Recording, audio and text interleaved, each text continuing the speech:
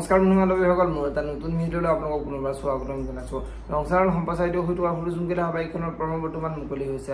আপোনালোকে যদি সূৰ্যমুখী ধাৰাবাহিকখন চাই ভাল পায় তেনেহ'লে ভিডিঅ'টোত এটা লাইক কৰি আমাৰ চেনেলটো ছাবস্ক্ৰাইব কৰি ল'ব। এনেকুৱা ধৰণৰ আপডেটসমূহ পাই থাকিবলৈ সূৰ্যমুখী ধাৰাবাহিকখনৰ আজিখনত দেখিবলৈ পাব।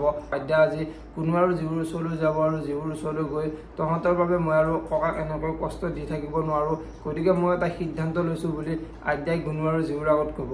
আৰু তেতিয়া গুণু আৰু জীউ আচৰিত হৈ পৰিব আৰু গুণু আৰু জীউৱে তুমি কি সিদ্ধান্ত লৈছা বুলি আদ্যাক সুধিব। আৰু তেতিয়া আদ্যাই মই আৰু তহঁতৰ লগত নাথাকোঁ, মই বেলেগ এটা ৰুমত থাকিম বুলি গুণু আৰু জীউৰ আগত কোৱাত গুণু আৰু জীউ আচৰিত হৈ পৰিব।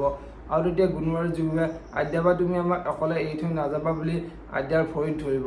এতিয়া বাৰু আদ্যাই গুণু আৰু জীউক কি ক'ব দেখিবলৈ পাব সূৰ্যমুখী ধাৰাবাহিকখনৰ আজিৰ খনটিত।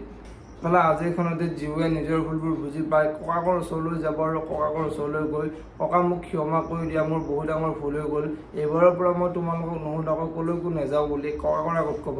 আৰু তেতিয়া ককাকে এইবাৰৰ পৰা তোমালোকে কেতিয়াও সন্ধিয়া ওলাই নাযাবা আৰু অহাৰ পৰা মই তোমালোকক দুটাক মৰম কৰাই নাই, মোৰ ওচৰলৈ আহা বুলি গুণু আৰু জীউক মৰম কৰা দেখিবলৈ পাব।